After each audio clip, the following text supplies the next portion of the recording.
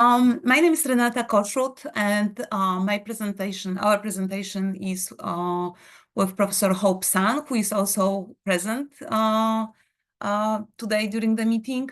And we are from Suny Empire State University.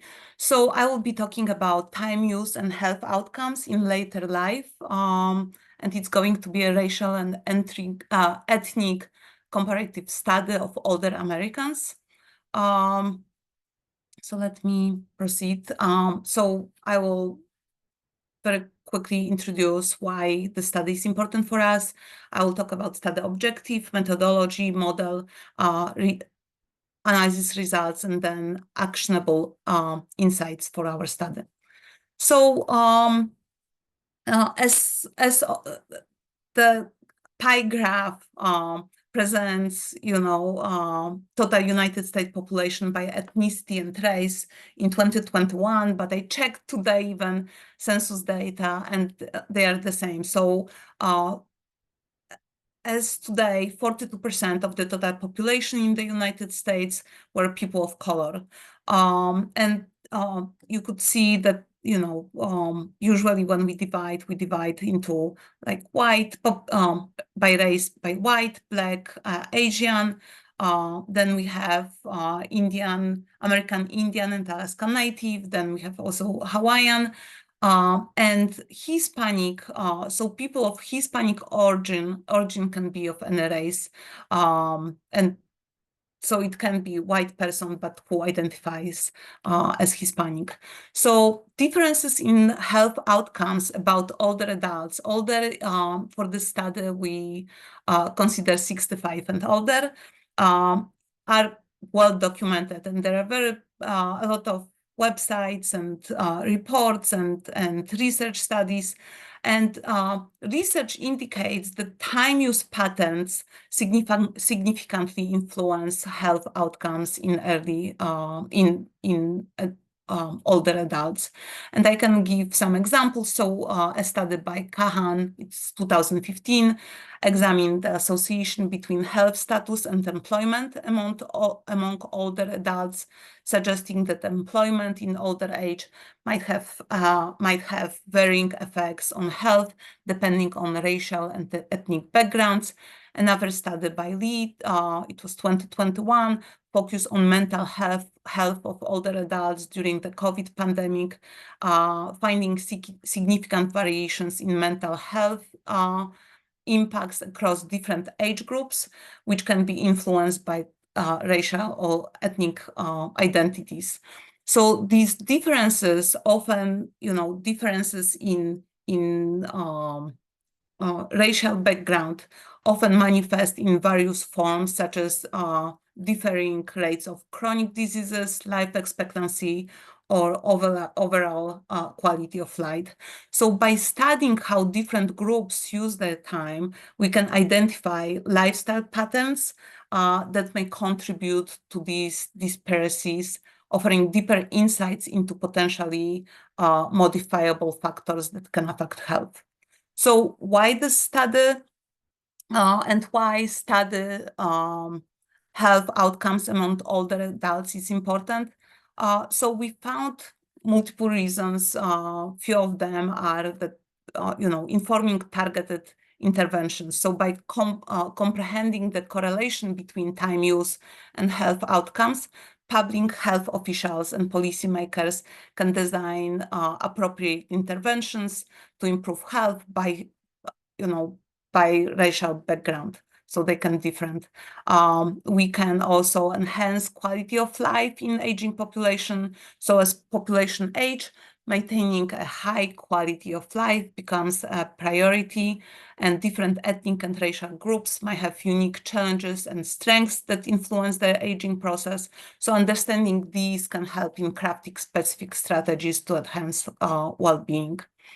Also, we can contribute to policymaking, and by providing empirical data, we can support some policy decisions. We can predict future healthcare needs and cost, and we can promote inclusive healthcare practices. So studies of time use can encourage healthcare providers to adopt more inclusive practices that respect cultural differences and address specific health risks. So for the study, we had two objectives. So the first one was to investigate how various racial and ethnic groups spend their time in older years and how these activities impact their overall health results. And the second was to find some or identify actionable insights that can help enhance health outcomes through lifestyle interventions. So the study design is based on a cross-sectional data set, implied compiled from data collected in multiple separate years. So we have data for 2006, 2008, then 2010 to 16, and 2021 to 22. And each year's data set functions as a distinct snapshot, capturing information about different subjects at those specific points in time. And we recognize that comparisons over time do not track the same subjects, not the same person. So the setup of our study is useful for identifying broad patterns and intermediate correlations rather than long-term trends or casual relationships. The data that we use are from the American Time Use Survey, which is a statistical survey conducted by the US Bureau of Labor Statistics. And this survey provides a detailed view of how Americans spend their time focusing on diverse activities such as work, leisure, caregiving, and household activities. The data from the American Time Use Survey are for all, I think, 15 years and older, but we used only data for people 65 and older, and the race was simplified because there are like so many categories in race variable that we simplified this, and we have 5 groups. So it's white, Black, Asian, other, that includes all 2 or multiple people identifying like as a 2 or more races, and then Hispanic population. So very quick look at the participants that we have. We have around 46 observations, 60% are female, 83% were white participants, around 14 were Black participants, Asians were around 1.5, and then Hispanic, one more time, it can be any race, just person identifying as Hispanic. We had around 8% of population. And as I mentioned, we had, people 65 up to like 85. So as dependent variable, we used general health, and this variable was provided by was in the data set, and it was response to a question and assessment of general health of a person, and there were like 5 options. So there was excellent, very good, good, fair, and poor. And then based on the survey, we could analyze, different time use activities. They go into very details, but these are like general, activities that were available. And we identified 6 of them that were very useful for our study. So I will discuss very shortly. So working or work-related activities. So it's any paid job. Household services, it's purchasing household services or supervising household services like cleaning, cooking, pet care, home repairs, anything like this. Government services and civic obligations, it was using government services like police, fire, social services, but also it was some fulfilling government duties like jury duty, parole meetings, court appearances, or even, voting or participating in town hall meetings. Sport, it was any sport, exercise, it could be frisbee, and that you can imagine, and volunteering activities, any work that is unpaid. And traveling, it's not only traveling, abroad or doing sightseeing, but it also included commuting, walking to some places, waiting for the bus. So this was independent variables that we use. So, so this was the model that we had, and since this general health variable represents categories of health status, we found multinomial logistic regression as the most suitable. At this, specifically designed for predicting categorical target variables with more than 2 categories. And of course, I didn't report, but I did all of the required checks. For example, I checked for multicollinearity by checking correlations and calculating variance inflation factors. So results. So I will discuss results for 4 categories because the category good, it was the base category. So you can see that whenever older adults claim that the overall health is excellent or very good, there was difference. There was a difference between different racial groups. And we could see that, for example, for excellent group, people who reported excellent, for white population, sport, volunteering, work, and travel had statistical significance, and people who did these activities were reporting better health outcomes. For Black population, it was sport and work, and for Hispanic, it was work. And similar, we had for groups reporting that the health outcome, or they feel very good. For white population, it was sports, volunteering, work, and travel. For Black population, it was sports and travel. It's a little bit different than excellent. But we could see that, for example, Asians, it can be also that we didn't have enough data points, but we didn't see any significant results.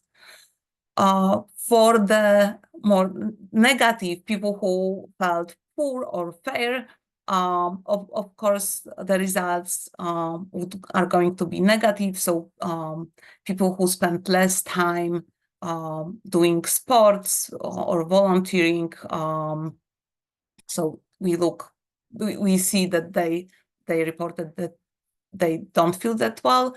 So also we can see different outcomes, health outcomes among different groups.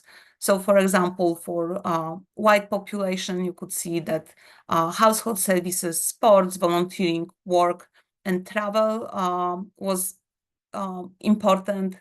For Black population, that's maybe if we look at the poor health outcomes or health feeling, we could see that for the Black population, sports, volunteering, work, and travel, people who did less of these reported that they don't feel well. And for Hispanic population, we could see that travel was important, and also for Asian population, travel was important.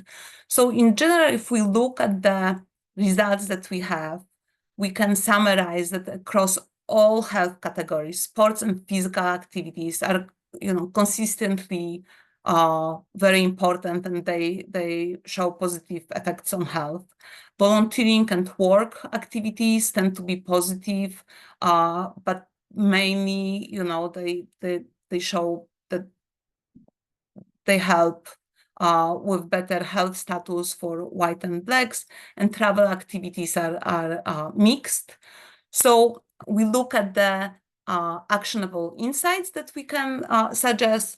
So we thought that for white population, it would be great if we can develop programs that encourage participation in sports and physical activities, if we can promote and facilitate volunteering opportunities, and then have some work on policies that support a health balance to ensure that work activity contributes positively to health without leading to burnouts. I think it connects also with the first presentation.